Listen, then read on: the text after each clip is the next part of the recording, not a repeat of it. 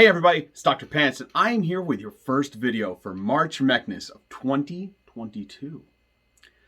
Now this year, instead of doing daily content, every week I'm going to be posting a video of me counting down my top 5 favorite something robot themed. Okay, like today, I'm going to be counting down my top 5 favorite robot or mech based video games. My only criteria is some gameplay component had you in a mech playing. So they can't just contain mechs in them. So Xenoblade Chronicles 1 and 2, you do technically have mechs in you, but you don't count for the list. Sorry. But these 5 are in actually no particular order, except number 1. Number 1 is my top, but the other 4 can go in any order.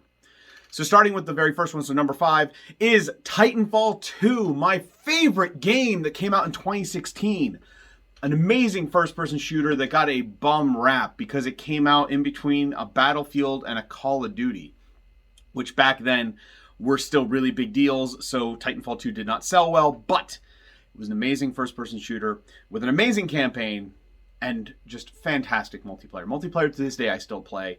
It got free updates as time went on. They added in a PvE mode, and of course, the highlight were the fact that you played as Titans. Well, you played as pilots who could get in Titans, but basically in this first-person shooter, you could call down Titans, mechs, get in. There were different Titans to choose from that were all around, melee-focused, heavy weapons, range-focused, all kinds of different stuff. They even added some in free updates as time went on. But it was so much fun. I absolutely loved it. There were paint schemes to unlock. You could customize your pilot with all kinds of crazy stuff. My favorite thing being the grapple shot, which you could basically use to move around as quickly as possible. Pair that with the wall running and the climbing and the sliding. The game feels great. It feels like you're playing a first-person shooter where you are Spider-Man and there are giant robots. Like, it's absolutely fantastic. I really wish Respawn would go and make a 3, but the truth is, it's probably not going to happen because Apex Legends is doing really well. And I'm happy to see that, but I really like Titanfall. It was so good. It was so good, but we'll see what happens. Moving on to my next one. So this is number 4, and Robotech Battle Cry. Now, this is a PS2 game for me. It did come out on GameCube and I believe Xbox, but way back in the early 2000s, this came out, and oh my God, I love this game. Absolutely fantastic. This takes place during the Robotech series, which, you know, classic 80s anime series that came over here, which was taken from Super Dimensional Fortress Macross in Japan. They changed it a little bit to make Robotech here, but still a very fun game. You basically play in a Veritech fighter, which is a fighter plane that can turn into 2 other modes: the Guardian, which is half airplane, half robot, and then the Battleroid mode, which is the robot. And each mode has all of its own unique abilities. The fighter jet is, of course, very fast, and it's got decoys you can throw out to block enemy missiles. The Guardian mode could pick things up and still kind of fly, and then the Battleroid mode could turn really fast, and it has sniper mode. It was just, there's so much to unlock. It was fully voice acted by a lot of the original cast from the cartoon series. It took place during that cartoon series, and you got to play some of the biggest moments, some of the biggest space battles. You had battles within the city, battles within the desert. You had battles out in space. Like, there was just so much going on. And there were so many unlockables. It had an in-game achievement system that would award you medals for what you did. And after so many medals, you would unlock a new model that had different abilities, a new head, new paint scheme based on some of your favorite characters from the game. I loved it. It was cel-shaded, so it looked really good. And, oh, that score, that musical score, it was just so good. I love this game. I was obsessed with it. I unlocked everything in it. I would not stop until I beat this entire game. It also had a multiplayer mode where 2 people could basically just get into one of the Veritechs and just, you know, go around and shoot each other. It was kind of fun. But the single player is where this game really shined, and it was really good. Next up, my number 3, and I did say Xenoblade Chronicles 1 and 2 couldn't be on this list because you didn't play as mechs, but Xenoblade Chronicles Cross. Oh, that's right. That's right. Fantastic Wii U game. They should really port this to the Switch because it is a crime that people only on the Wii U can play this. This is, of course, you know, another Xenoblade game. It's not really tied to 1 and 2 at all. The whole plot is, you know, people are leaving Earth on spaceships to find a new home because Earth is, of course, destroyed, alien attack and everything. The one ship you're on gets attacked by aliens on the way. You crash land on this lush planet, and you are trying to find the life hold. So along the way, you join this group and you go out exploring the world, and you're planting probes to analyze stuff, gather minerals. There's all kinds of side missions to do, and it's just a big open world game. But about halfway through, you unlock the ability to pilot Skells. These giant mechs that you can customize, you can fly around, and they transform too. Isn't that awesome? It just completely changes the game, because there's so many giant monsters around that when you're first playing, you're just your person. It's daunting. The world is gigantic, and you can just look out into the distance and see all these places you can explore, but you can't get to them until you have an easier way to get there. And the mechs, the Skells, allow you to do so. So it completely changes the way the game plays. Plus, I mean, they're customizable between the weapons and the parts and the color scheme and everything. The skill system is awesome, and it had a really cool online mode where you kind of played with other people, but you kind of didn't. I would love to see this come on the Switch at some point. With the love that Xenoblade's been getting, and Xenoblade 3 is coming out, I'd love to see this get ported at some point, but I don't think it's going to happen. But I still love it. My number 2.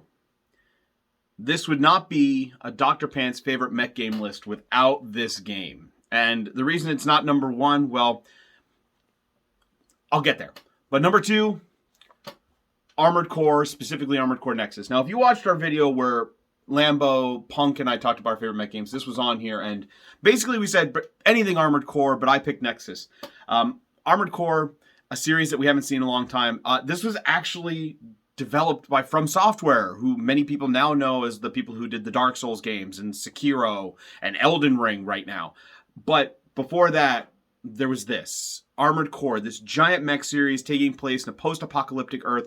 The world is run by corporations, and they hire out mercenaries called Ravens to fight for them and take care of missions. And along the way, you're working for the highest bidder. You're collecting money that you then use to upgrade your mech and buy parts.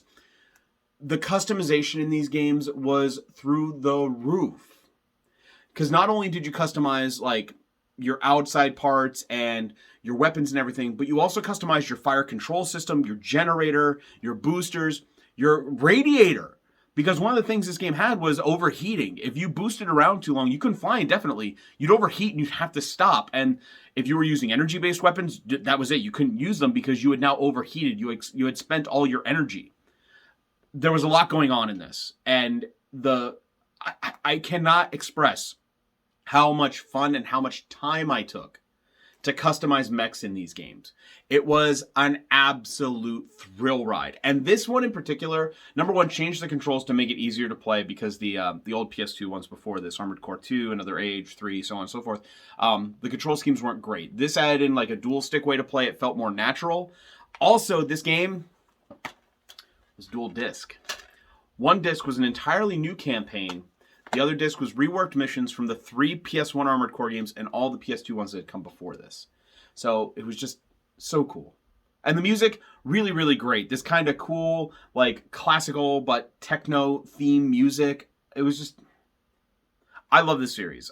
First PlayStation 2 game, and to this day, I'm upset that From Software keeps making Souls games and doesn't make more of these. There's a rumor going around that Armored Core 6 is coming out at some point. I hope it does. I really do, because I want more of these games.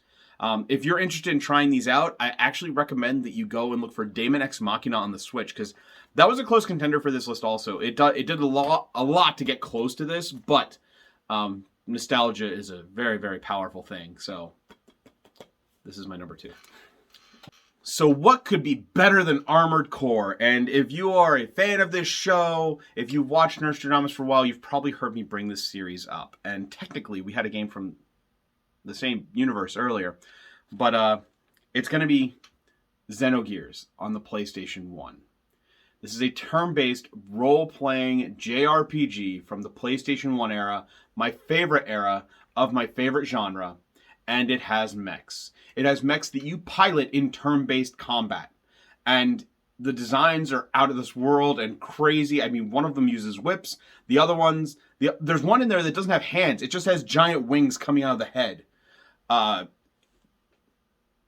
The game itself is ridiculous. It is mind-blowing what this game does. It can be extremely confusing. The second disc is controversial because of how things went down, and when you eventually beat it, it does say Part 5 End. This was originally going to be a 6-part series that spanned millennia, and it never happened. But the game, you start off as a guy, amnesiac. He was brought into the village when he was a little kid. He's been raised there his whole time. And then, oh no, Destiny finds him with a giant robot. And he gets in and pilots the robot. And then shenanigans happen. But at the same time, it's incredibly sci-fi. It's got all these crazy religious overtones and undertones and references and whatnot. Very heavy on the Gnostic themes. It's got a lot to say about what life and death, what it means to be alive, things like that. This came out before Xenoblade, which it is tied to because the creator of this, of course, went on to make Xenoblade, and between that made Xenosaga, and they all have very, very similar themes. This is definitely a rougher game than Xenoblade, but I absolutely love it. This was originally going to be the plot for Final Fantasy VII, and Square said, no, that's too dark. So if you played 7 and thought that was a dark game, give this a shot. The combat's really cool. Has a really nice combo system. I really like the characters, the designs, the music. And again, it's giant robots. Robots! What else do I have to say? It's another game. Holds a special place in my heart. Almost all of these games do. Like, nostalgia. This was my senior year of high school. And I go back to this game, and I listen to the soundtrack, and I have all kinds of fan art for it. I love it. I love it so much, and I really wish this would get some kind of update or re-release or something. If you want to play it, it's downloadable on the PlayStation 3 and the Vita if you have any of those, or find some way to play it. If you've never tried it, give it a shot. It's worth getting through. It's a really, really good game that I don't think got enough attention at the time. So, Xenogears, my number one favorite mech-based video game. So that's it for all my favorite mech games. Well, not all my favorite, but my 5 favorite. I mean, there's a lot in there. I didn't even pick a Gundam game, and I love a lot of those. They're really, really fun. But there is like all the Xenoblade games, all the Xenosaga games, every Armored Core game. I've loved it. There's so much out there to pick from. And what are your favorites? Do you have a favorite mech game? Like, do you like the Super Robot Wars series? Well, Front Mission, I didn't even touch on that. There's a lot of good stuff there. Let me know in the comments below. And let me know what you'd like to hear about in March Mechness, because I've got plans for some stuff. But if you have some top 5 lists you want to hear from me, let me know. But for week 1 of March Madness, I'm Dr. Pants, and I'll catch you next week.